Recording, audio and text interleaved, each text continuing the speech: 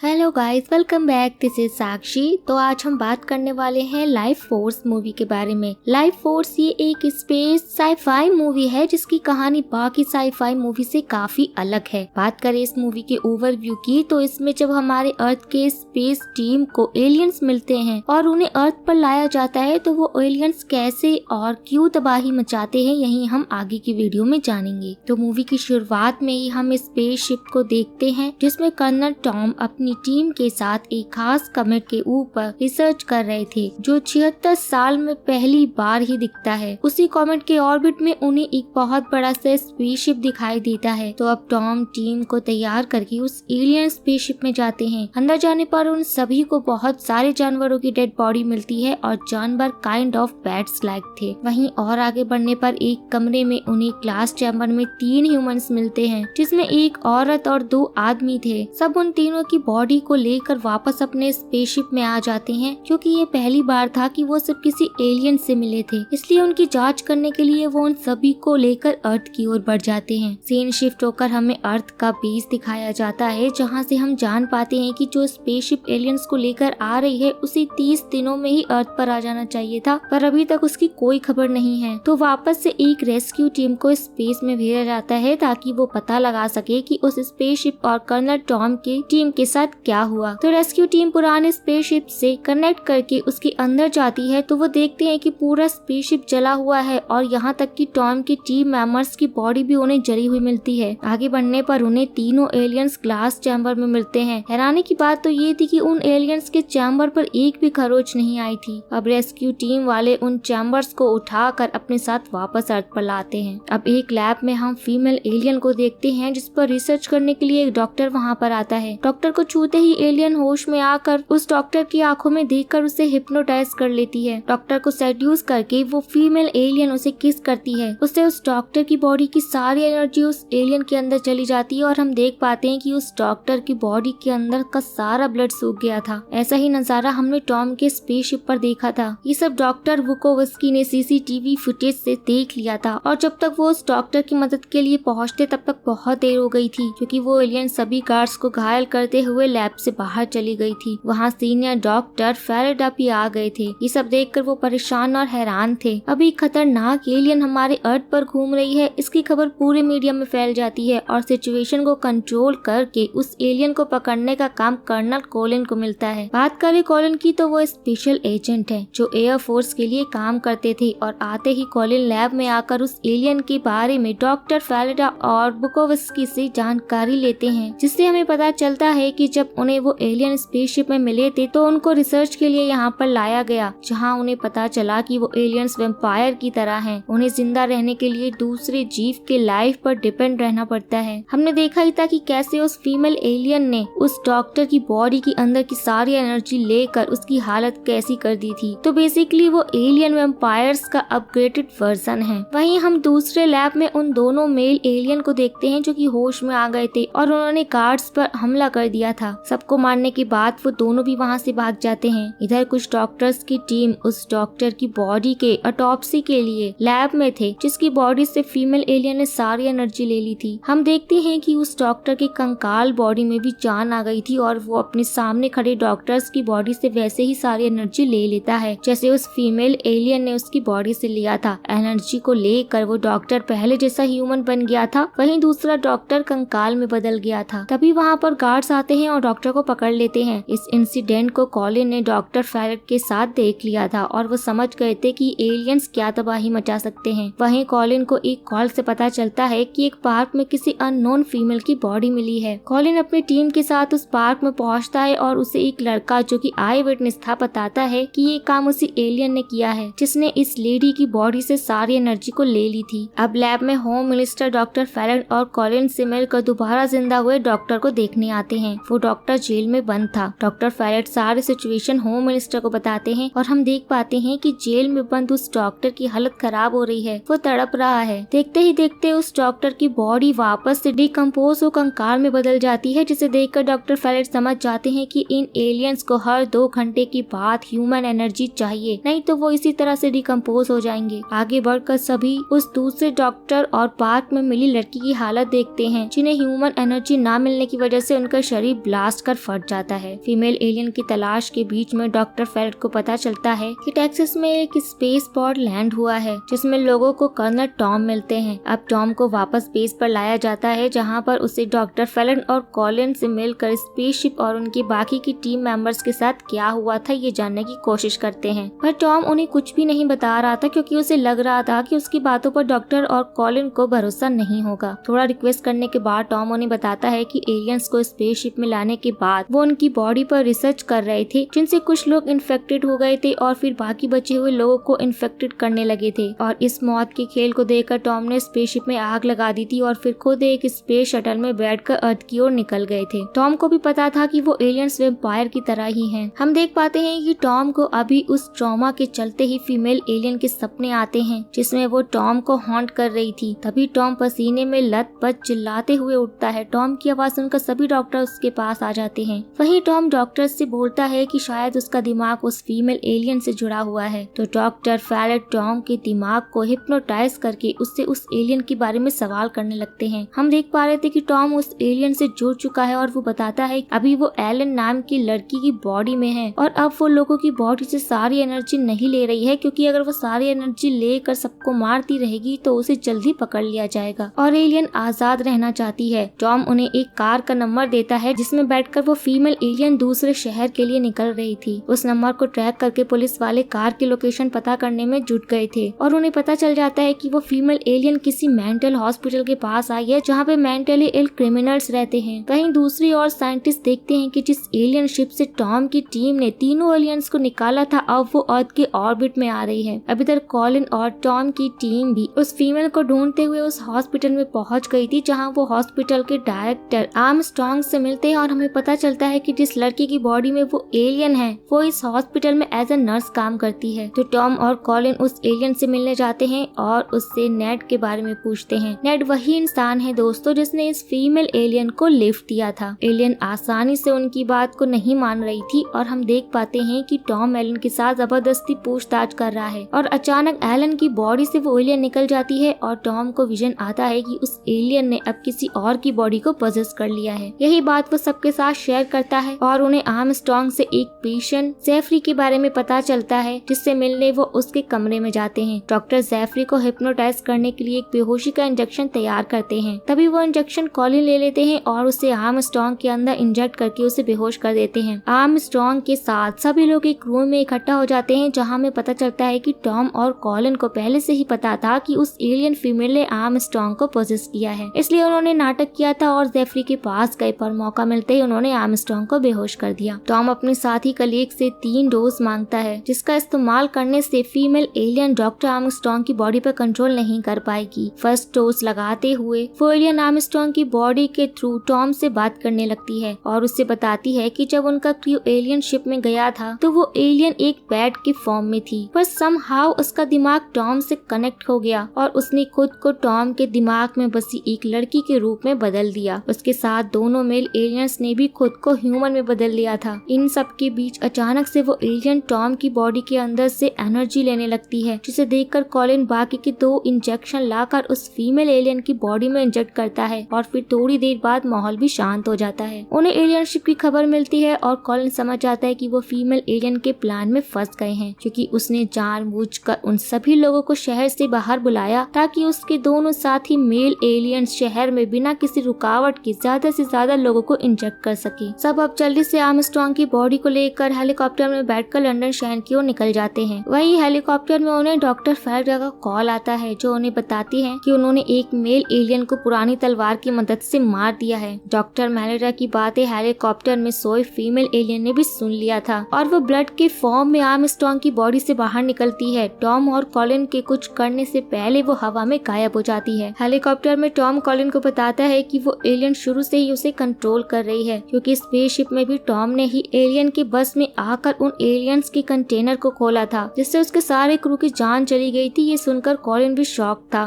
Scene shift होकर हमें London शहर दिखाया जाता है जहाँ पे इन्फेक्टेड लोगों ने अलग ही तबाही मचा रखी थी जिसमें वो बचे हुए लोगों को बड़ी शिद्दत के साथ इन्फेक्टेड करने में जुटे हुए थे। टॉम और कॉलिन दोनों लंदन के मेयर से मिलने आए थे जहाँ उन्हें मेयर भी इन्फेक्टेड मिलते हैं। ये देखकर वो दोनों वापस हेलीकॉप्टर में आकर अपने पीछे पड़े इंजेक्टेड लोगों को मारकर आर्मी कैंप की ओर निकल जाते हैं। अब कैंप में आने के बाद दोनों को क्वारंटाइन करने की बात चलती है क्योंकि कैंप के जर्नल दोनों को खुला छोड़कर रिस्क नहीं ले सकते थे, पर कॉलिन उन्हें समझाता है कि वो दोनों इन्फेक्टेड नहीं हैं, तो जनरल उनकी बात मानकर उन्हें छोड़ देते हैं। अब दोनों ये सुनकर शॉक थे कि अगर ये इन्फेक्शन ऐसे ही फैलता रहा तो न्यूक्लियर बॉम्ब का यूज करके पूरे शहर को उड़ाने का भी ऑर्डर है। वहीं दूसरी तरफ अर्थ के ऑर्बिट में हम एलियन शिप को देखते हैं जो कि ठीक लंदन शहर के ऊपर खड़ी थी और ह्यूमंस की बॉडी के अंदर की सारी एनर्जी को कलेक्ट कर रही थी। बेसिकली सभी इन्फेक्टेड लोग उन तीनों मेन एलियन से जुड़े हुए थे और उनकी वजह से ही सारी एनर्जी इकट्ठा होकर एलियन शिप में जा रही थी। तभी टॉम को महसूस होता है कि फीमेल एलियन एक चर्च में है, तो वो बिना किसी को बताए अकेले उस एलियन का सामना करने के लिए निकल जाता है। वहीं कॉलिन भी कुछ सोल्जर्स के साथ डॉक्टर फैराडे के स्पेस लैब की ओर निकल जाता है। लैब पहुंचने के बाद कॉलिन को डॉक्टर फैराडे भी इन्फेक्टेड मिलते हैं, तो वो उन्हें गोली मार देता है और मरे हुए एलियन की बॉडी से तलवार निकालकर टॉम की मदद करने के लिए चर्च की ओर निकल पड़ता है। चर्च पहुंचने पर कॉलिन देखता है कि टॉम एलियन से लड़ रहा था और बचा हुआ मेल एलियन जो ह्यूमन एनर्जी को बेचने का मीडियम का काम कर रहा था उसे कॉलिन तलवार से मार देता है। आगे बढ़ने पर कॉलिन को टॉम एलियन की बाहों में दिखता है जो टॉम की बॉडी से एनर्जी ले रही थी और टॉम मरे उससे पहले कॉलिन तलवार को टॉम की ओर फेंकता है और टॉम उस फीमेल एलियन को भी तलवार से मार देता है, जिससे एलियन शिप से सारा कनेक्शन टूट जाता है और अब कोई भी एनर्जी एलियन शिप में नहीं जा रही थी। हम देख पाते हैं कि तीनों एलियन के मरते ही एलियन के स्पेसशिप अर्थ के ऑर्बिट से बाहर जा रही है और जो भी लोग लंदन में इन्फेक्टेड थे वो अपने आप ही मर जाते हैं। यहाँ ये तबाही और मूवी एंड हो जाती है। तो मूवी का कॉन्सेप्ट आपको कुछ फेमस मूवी के सिमिलर लगा होगा, पर वैम्पायर टच इसे कुछ खास बनाता है। उम्मीद है आपको ये मूवी की कहानी पसंद आई होगी और प्लीज इस वीडियो पर लाइक कमेंट करके अपना प्यार जरूर दिखाएं। सो अब मिलते हैं नेक्स्ट वीडियो में, तब तक के लिए take care and tata bye bye.